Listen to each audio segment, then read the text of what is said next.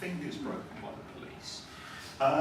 So we had this kind of struggle and it was built, but one of the things we did was trolley runs where we went into, and some of you will know this from like anti-apartheid stuff, so you go into the supermarket, you load up with all the products from Tesco, and then you refuse to pay for them. Yeah? So, having done that, we all had our photos taken and we said, you're banned from life, so it's like a joke. But the kind of serious point is, how do we resist agribusiness and supermarkets, I think is one thing that we might think about.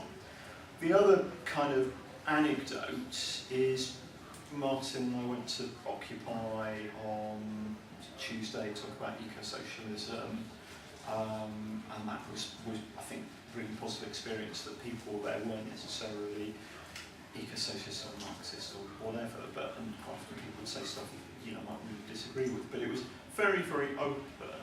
People were very, very open, very non-sectarian, asking interesting things, very, very thoughtful, very, very good learning space. So what you've got is effectively a university tent, and as some of us were mentioning earlier, David Harvey is going to be talking about deconstructing capitalism later, so there's a lot of space for people to learn. And again, you think of the people in the Philippines and some stuff going on in Peru, just having space is very, very important, just to have a little bit of space in this sort of monstrous system to try and build something else. And I was talking about eco-socialism, commons, communism, and I was talking about it as economic democracy. You know, we're aware with all the dreadful events in Greece, and we're all pleased to see the back of Berlusconi, but the fact you've got some kind of like EUocracy running it, you know, and bond markets and derivatives and so on, so much more powerful than voters. You know, if there's a risk that something might go against bond markets, you know, you just suspend. That's a crisis. You suspend democracy. So I was kind of talking about all this stuff in my kind of rhetorical fashion, and somebody said, well, what about the workers in Tesco's? If the Tesco's had workers' control of Tesco's and then wanted to keep running Tesco's as Tesco's, how would that work? And I sometimes, I don't come from a kind of traditional Leninist point of view, so I don't want to kind of insult anybody who do, but I sometimes think in some way kind of Lenin's idea, which you would have these kind of trusts with imperialism and they get bigger and bigger and bigger, and then you just socialise them. And in a way it kind of disproves a lot of the kind of market things, because obviously the supermarkets like Tesco's do plan. Yeah? They don't, they're like a planned institution. But, you know, second point is maybe, you know, we don't quite want Tesco's to be like that. So I think there's a question of resistance and a question of what we mean by alternatives in terms of supermarkets and agribusiness and so on. The other thing I will say is just striking me with my kind of how everything is so socially constructed, and you in a sense have to have a sort of radical critique of everything really, and look at, you know, how all our kind of institutions are conditioned by society. And to me the kind of Marxist project is how can we get in control of society and start to think a little bit more about how we construct things. So I always say to my sons that, you know, breakfast cereals, this is some kind of like corporate thing. Somebody told me often said it came from the American kind of like health food movement or something. But you've certainly got this idea, if you think of like cornflakes, I mean, they're an abomination, aren't they? That you know, they're these dehydrated bits of maize. Most of these breakfast cereals, you can see how, you know, they must be very good for capitalists in terms of like, you know, storage and transportation and so on. And you have to really bombard them, don't you, with kind of sugar and E-numbers and all sorts of stuff to make them at all palatable. So I always sort of point out to my children that breakfast is a social construct and they can eat whatever they like, something sweet. So, you know, quite often we'll kind of eat curry or we'll make pizza up or eat it and so on. And I just think, you know, food is socially constructed, and to what extent are our food values constructed to fit in with agribusiness and supermarkets? I'll stop there. Any contributions, questions? Can you suggest any sort of activity you can do? I have a supermarket bin just about to be built in my own area that most of the community was directly opposed to, and it went through the council on one vote, and nobody wants it. We've already lost a lot of our smaller shops, we've already got 2 supermarkets, we don't need this Tesco's and we don't want it. Well, if you look at Corporate Watch and the Tesco site, Yeah. they'll have lots of advice. I mean, I think what's worrying me with planning law, for my sins, I'm a parish councillor at the lowest level of local government. You know, there's new planning laws that are coming in that are going to bring the onus on planners disproving. So it was interesting being at a meeting where there was a borough right-wing Tory councillor who's so angry about what his government's doing with planning. Tesco's just seem to be getting away with them, Yeah. building anywhere. Yeah. They seem to be unstoppable. You chair. Yes, I mean, well, just to say that is literally the case, because the thing is that most local authorities, all local authorities now know that Tesco's will go on and on until they win. And the problem is, if they do, it costs the local authority more and more money. And the cost of if for example there's an inquiry and it goes against the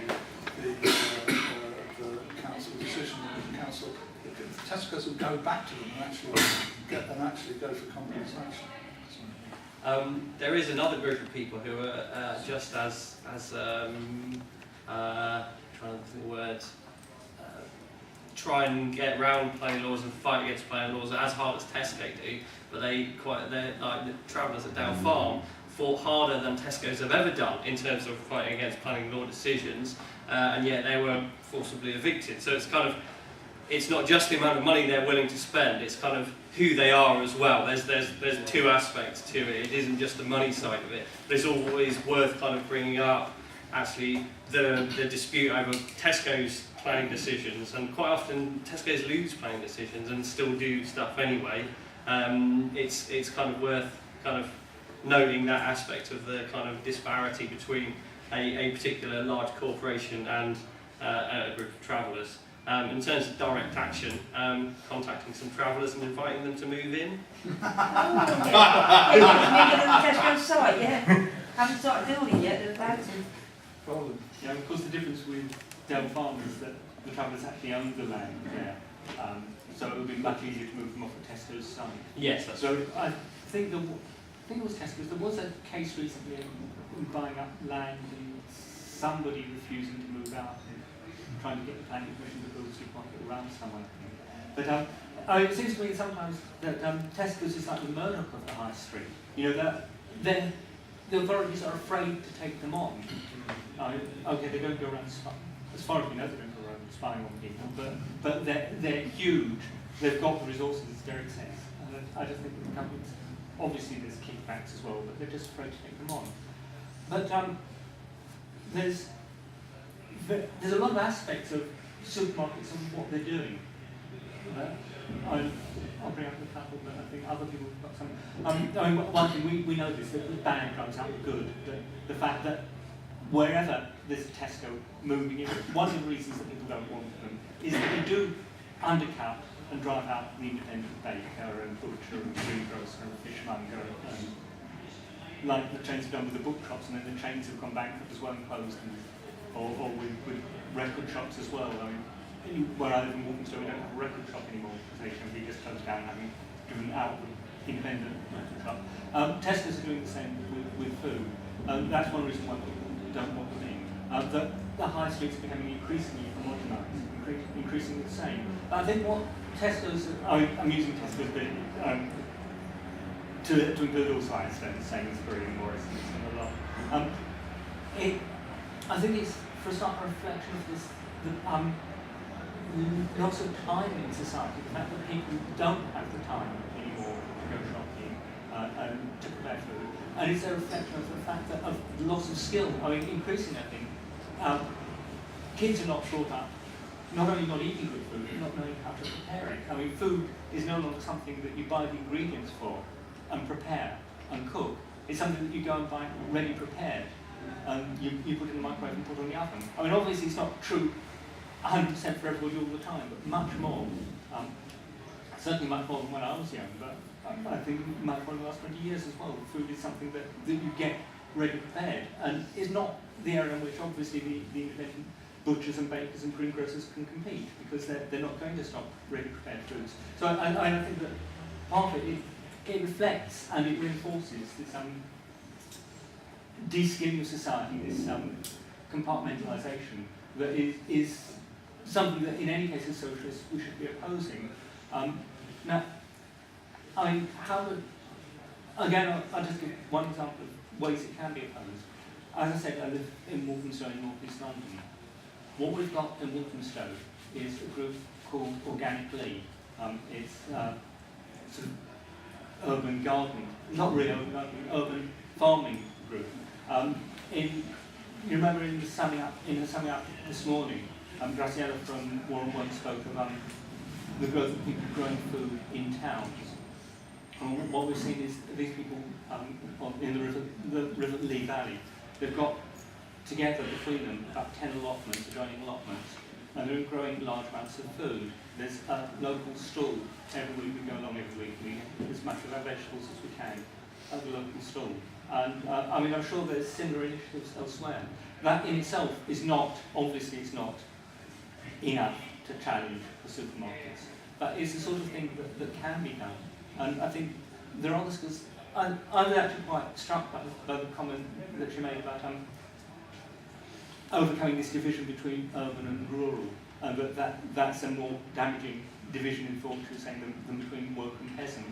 Because we can see the beginnings, possibly, of food growing, local food growing, even in inner cities. And as in itself, it's not enough to challenge Tesco. We need to challenge them everywhere we can. But one way we can is that we can, to some extent, produce our own food or get it from local people who are producing it. And I think it's really important, again, to reintroduce skills of how to prepare food and what food should taste like. Because I think it's just been forgotten what it should taste like and how to prepare it. And the supermarkets exploit that and then reinforce it.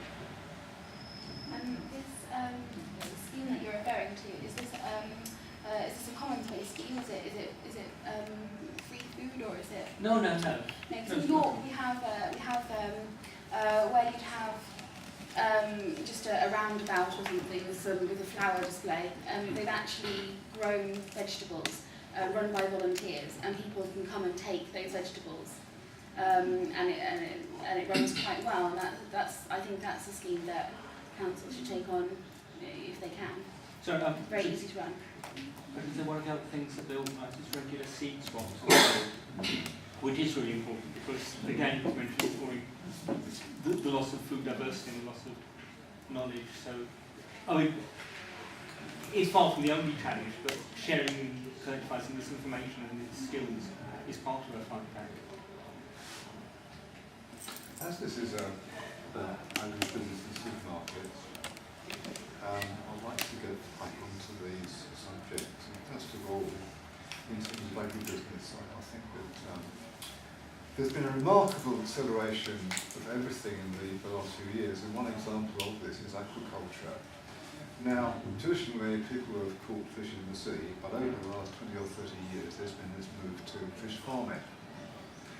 And not only has this happened over about 20 odd years, but it has in fact become highly concentrated because the multinationals appear to be either now based in or run from either Norway or Chile. And I mean, originally there was a whole process of small fish farms around the place, but now the whole thing is becoming incredibly concentrated. Now, what is alarming about the whole process is that when you look at the whole process of animal husbandry and agriculture, this was a whole process of thousands of years, and yet in one generation we now have aquaculture, which is highly controversial because there's the whole problem of fish supply, the oceans are being overfished, it's a good food, it's not much healthier than eating meat, and it may well also be much better for people in general, and better for climate. But I think this is something which we've really got to take on board, the fact that the pace of development has just been so incredibly rapid. Now, alongside that, we've got the whole business of the supermarkets, and something which American academics have been spending a great deal of time on in the recent past is the business of supply chains and where power lies in supply chains. Like in the classical sort of economic theory, you've got buyers and you've got producers and you've got the middleman, you know, the retailer. But what has now happened is that the middleman has become immensely powerful. And not only are they not selling, you know, baked beans from Heinz, but they're also producing their own baked beans under their own brand, sort of 10 pence cheaper.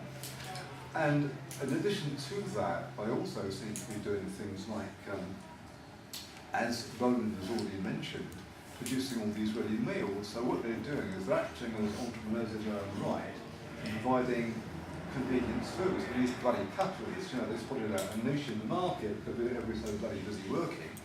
And they found this really nice way of dealing with people because they put all these ready meals in so you can just sort of reheat them.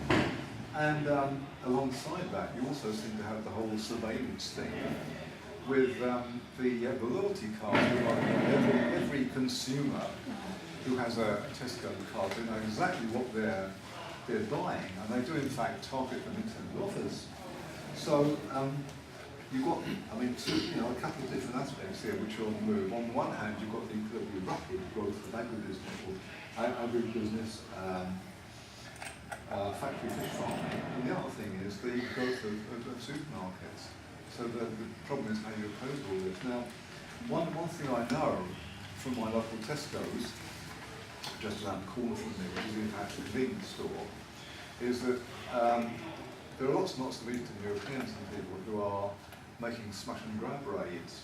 So basically what they do is they want to, this place, Tesco's opened a year ago, just before Christmas, and they did a massive display of alcohol in the window. And what has happened is you've had more and more Poles and Lithuanians and Latvians that are going in and helping themselves not to whiskey and all sorts of things, and sandwiches and walking out again. So I'm not sure how long this little Tesco's, which is basically a glorified convenience store, how long is going to survive, which will be, I'm sure, greatly met with great improvements by enthusiasm by the local Asian, convenience shop owners. So, crime seems to be the answer here. Ways to resist, number one. Yeah. Smash and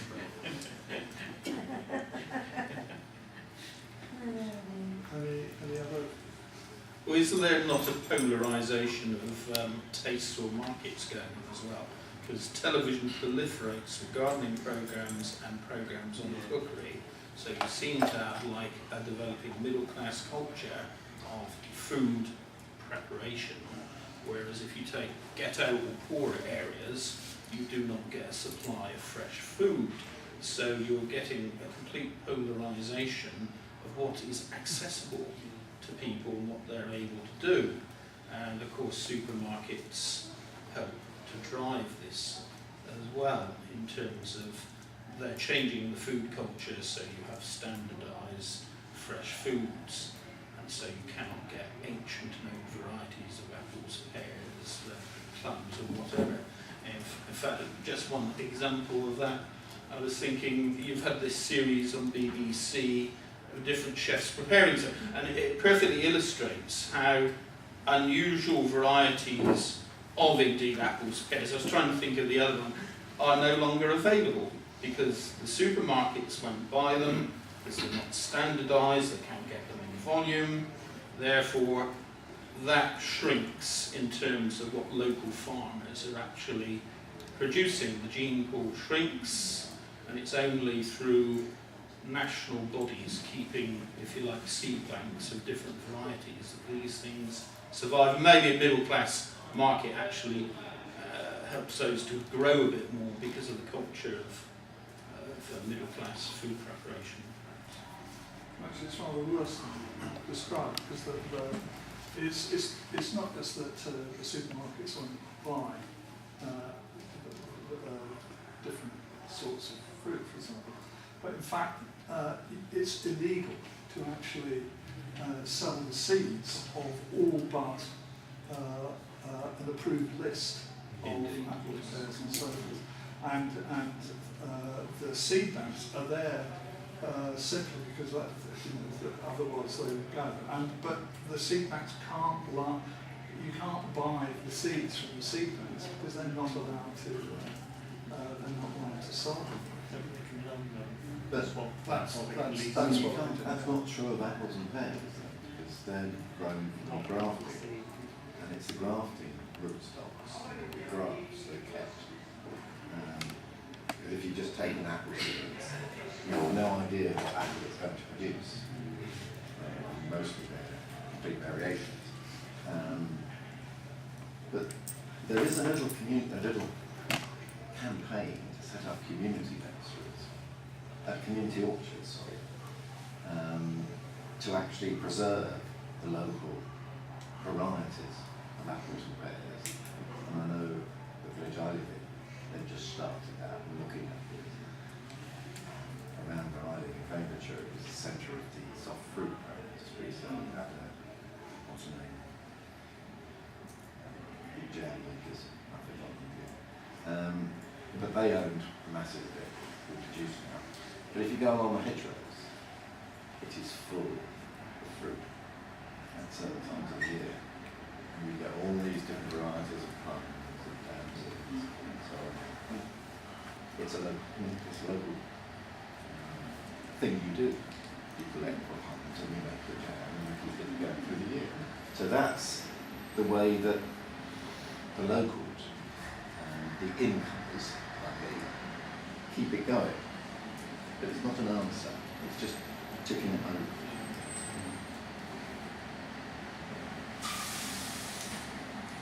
So what you raise is do like the supermarkets economies of scale sort of determine things like that. Yeah, I would have thought to a very significant degree, because there's the whole kind of thing with markets, because they'll go all markets, there's lots of competition. I mean, that itself is kind of bullshit, it's usually stuff which is stolen anyway. So people like David Corbyn who kind of romanticise New England and they forget that the land was stolen. But the way markets work, you don't particularly have to have a Marxist analysis. You get economies of scale, it's cheaper to bulk buy, and then you end up with a few small companies, and then they've got power and they dominate. I mean, possibly to be mildly optimistic, I think one of the things with commodity prices going up and fossil fuels prices going up is that it will be more economic for people to grow food and get rid of it that way. But then that gets us back to the whole issue that in Britain, land ownership, so you go right back to 1066 and the land is monopolised by the crown. We've got most people, if it's like the Hugh Fearnley Whitting store stuff, it's like, if you have got a lovely cottage in your garden, you can grow all this stuff. So the land ownership is something which is in the mix. Also worth mentioning, when talking about supermarkets, but there are the big agricultural merchants. So you've got Archer Daniels and you've got Cargill's, and they're kind of unknown, but they operate and get economies of scale on a global scale. I'm not quite sure their relationship with supermarkets, but their relationship certainly with farmers, if you've got lots of farmers, and you've got 4 big grain merchants, and their empires, and they're also invisible empires, because we're aware of Woolies International, we're aware of Tesco's, and we're aware of Walmart, but even amongst Greens and people on the left, who's aware of Cargill's? Very damaging.